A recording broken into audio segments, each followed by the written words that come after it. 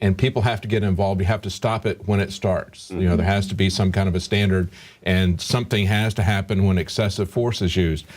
Well, the next one that I had, my second one, is actually a little bit older, but it just came out this, I guess, in the last week or so. We had another article that went back and looked at the fourth turning, looked at the historical cycles that are taking place in light of what we see happening in the Ukraine and elsewhere. We're seeing a lot of unrest happening there. We see our government making massive preparations.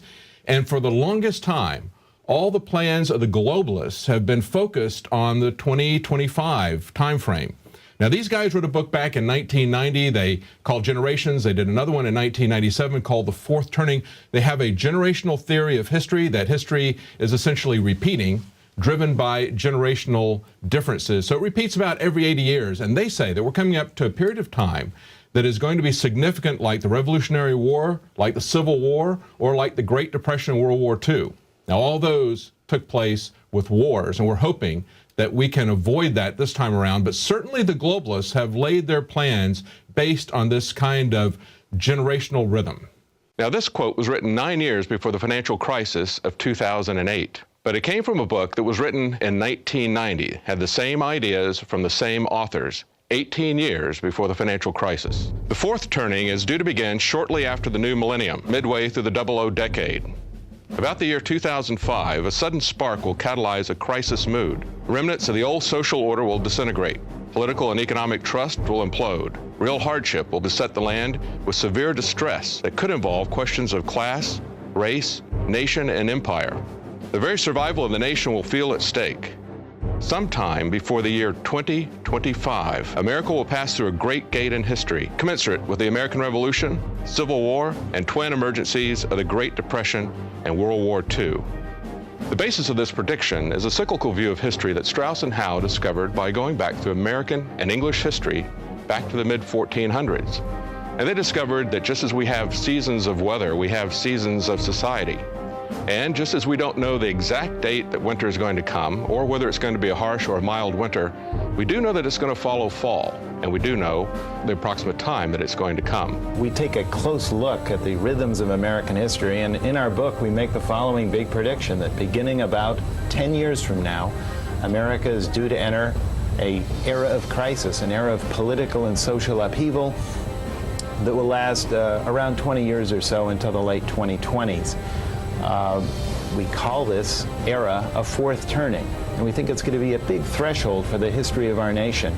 It's going to be something on par with World War II and the Great Depression, or going back the length of a human lifespan before then, the Civil War, or going back the length of another human lifespan, the American Revolution. It could be a time of tragedy or a time of great opportunity. What they found was that societies will go through four phases of high, awakening, unraveling, and crisis.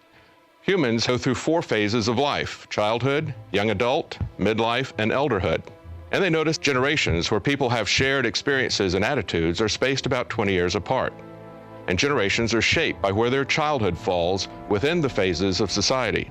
Now, this got my attention because I noticed that there was a repeating pattern of about 72 years between significant dates in American history as well as some other histories. For example, if you go from the time the U.S. Constitution was written in 1789 to the beginning of the Civil War, 1861, that's 72 years. Another 72 years takes us to 1933, the beginning of the New Deal, another major transformation of American society. If you go another 72 years, that took us to about 2005, exactly where Strauss and Howe had predicted a major crisis and change would occur. And in addition, if you look at the Russian Revolution, from 1917 to 1989 was about 72 years. So it seemed to fit with the life cycle of humans. In a cycle, 4 generations, 20 years apart, are shaped by when their childhood falls within that cycle. And the names they use in their book, The Fourth Turning, come from the biblical account of Exodus. For example, you have one generation as a prophet generation. Now think of Moses calling a generation to change. The next generation, the nomad generation, wandering in the wilderness, a period of crisis and restlessness. The following generation would be a hero generation. Think of the Joshua generation taking a promised land. That often involves a major war. And then finally, an artist generation, the generation that builds a new society. Well, where does Strauss and Howe think that we are in this cycle? The researchers see the millennial generation, those born between 1982 to 2004, as the hero generation. And they see our society entering a fourth turning, a crisis period where society will be fundamentally transformed as it was with the American Revolution, the Civil War, or the New Deal. And the last time we faced a fourth turning was the Great Depression and World War II. Strauss and Howe's predictions of 22 years ago now look prescient. And we can see the storm surge coming in our society at our time, just as if a hurricane was approaching the shore. Now, our government has been undermining the foundations of liberty for a long time. And the question is, will you be a sandbag to help hold up and protect liberty, or will you stand by as it gets swept away and we enter a new dark age of authoritarianism? I'm David Knight for the INFOWARS Nightly News. What do you think, Joe? I mean, we saw a lot of preparations being made for something big, didn't we? Yeah, tell me about it. I mean, that facility was just mind-blowing to see in person. That's right, the asymmetric warfare facility in Fort A.P. Hill. That was pretty amazing to walk through that, wasn't it? Yeah. So anyways, I did one on the story that broke about the Phoenix Veterans Affairs Office and how they had this secret list that was a death panel.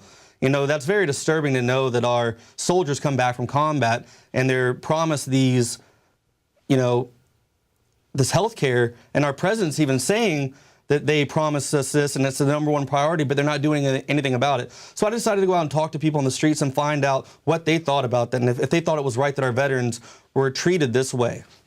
We're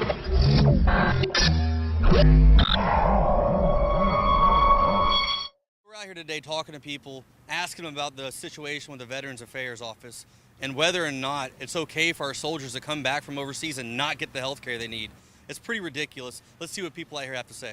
Do you think it's right that our veterans come home from combat and just the veterans from Vietnam till now aren't able to get the health care they need? I don't think that's right. I feel like they should get the health care they need. Well, I do too. Well, yesterday CNN came out with a report that the Veterans Affairs Office in Phoenix, Arizona had what they like to call a secret list. And in that secret list, it had 1,600 soldiers. And out of those 1,600 soldiers, 40 have died now. And they put them on the list because they figured that they didn't need to get the health care. So it's kind of like, you know, some of you are okay to be seen, some of you aren't. So it's basically like a death panel. How do you feel about that? You know, that our heroes come back from over there and they don't get the treatment they need. I don't think that's right. I definitely think they should get the treatment they need. If they're serving our country and protecting us, then they should be held above us. Of course not. Of course not. I did hear of it. It was in Arizona or something like that. Yes, in Phoenix. Yeah. No, I definitely don't think they should be treated that way. Do you have Obamacare? No, I don't. Well, you know, for the rest of Americans who are getting it and the ones that ask for it, that is government-run health care. That's what our soldiers have been dealing with for years now. That's what the rest of America has to look forward to.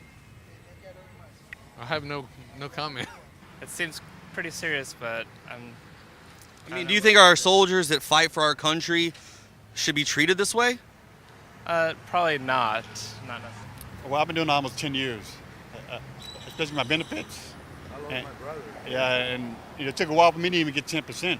Tell me about your friend. You said he has some issues with the VA's office and how they're prescribing him medication that's making him, you said, a little off, a little loopy. Yes, he was in Iraq, and he's receiving medication for the bipolar thing that was increased in the time he was in the war, and he's already taking care of it. He has not solved the problem. So the medication that the VA is not helping him out at all whatsoever, it's making him worse? Yeah, he thinks so. He want to quit the medication, but they insist that he should keep on trying with the medication and not stop it. That's astounding, dude. Like we here in America, we're going through all this stuff about how we're trying to better our health care and how everybody needs it. And for our veterans, this to be happening to veterans, I'm a loss of words right now. Well, that is government-run health care. Right now we have a skyrocketing amount of suicides from veterans. Do you think that we should be limiting the amount of deployments we give our soldiers? I say that we need to do what's best for the country and other countries. But I mean for the soldiers themselves, I mean they're the ones who get sent over there to fight for us. Yeah. I mean, do you think that we should be, when they come home, prescribing them drugs that on the bottle clearly says causes anxiety, causes depression? It depends on the doctor. The doctors obviously know what they're doing, and they're going to prescribe drugs that are supposed to help the situation for those individual soldiers, for their needs. Right, I have heard of it, and unfortunately it concerns me that that's what's going to happen to our medical system across the country too. Yeah, that's what most people aren't really, putting together, that's government-run health care. That's what Obamacare is going to be, and people just seem to be all, happy about it, but they don't understand that, someone like me that's a vet that's been going through that for 10 years, I'm not getting any help at all. So, no one else is going to be getting that now. No, it's just going to get worse. Believe me, I'm worried. It's a telltale thing of what is to come in full effect when we get Obamacare. It's all selective. You're not getting everything that's being promised to you. You're going to be on a list for certain things. If you're going to be in need for emergency surgeries, there's going to be people ahead of you, even though you can afford it. If not, it's all going to be selective. The doctors and everything through the healthcare system also are going to be able to pick who can live and who can die, if your situation is vastly important to them or not. Basically on their agenda. Yeah, basically it's a death panel. I mean, they said that healthcare is not important for young and for old. So essentially we're just saying that we can pick and choose who we want to take care of, and everyone else is just left to die. I mean, it's a horrible thing. Thank you, Obama.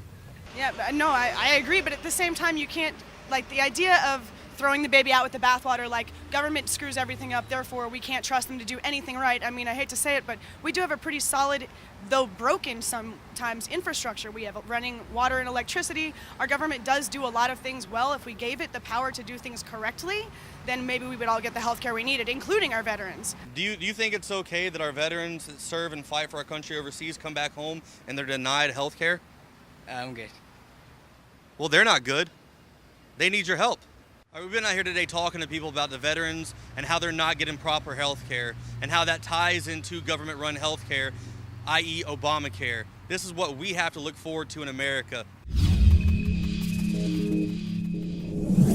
Well, Joe, those stories about the VA are really picking up, and with good reason. I mean, it's something that is getting everybody upset, and everybody except the mainstream media, because we see, they're saying it's a conspiracy theory, it's something made up by the Republicans. When you yourself, Joe, you've gone, you're a wounded warrior, and you say you go in, and tell us about those experiences where you go in and you say, I'm coughing up blood, and say, well, come back 2 months from now. Well, yeah, just the other day I was at the the Veterans Affairs office here in Austin, and I went in and I said, hey, I'm coughing up blood. And he goes, well, that sounds like an urgent matter. We need to get you on an urgent list to be seen. And I said, well, great. I mean, I haven't heard of an urgent list in forever.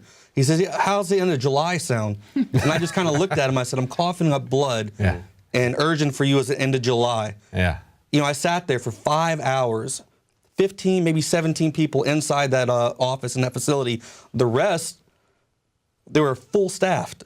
17 people, 17 veterans waiting to be seen, and they were too busy. Mm-hmm. But it's a conspiracy theory. It doesn't happen. Well, they're going to roll that out to everybody. I mean, we've seen that happening in Europe. Europe has much lower survival rates for cancer because it takes a long time to be able to get to see a doctor. And you can't, in England, for example, Paul Joseph Watson's talked about how he can't get a doctor unless, he can't get a private doctor unless he first sees a government doctor to give him permission to see a private doctor. It just gets crazy when the government tries to control everything. They can't control anything. And the American people need to get ready that this is government-run health care. This is what everyone has to look forward to now. That's right. That's right. If they can't run the VA, they're not going to be able to run everybody's health care. But that isn't going to stop them. No. What do you have, Leanne? Well, obviously, the Veterans Affairs Office is not the only government agency that's twisted and corrupt. We've also got the DEA. So my next report is basically talking about the drug dealing DEA and how they're concerned with medical marijuana and the legalization of marijuana, basically cutting into their profits.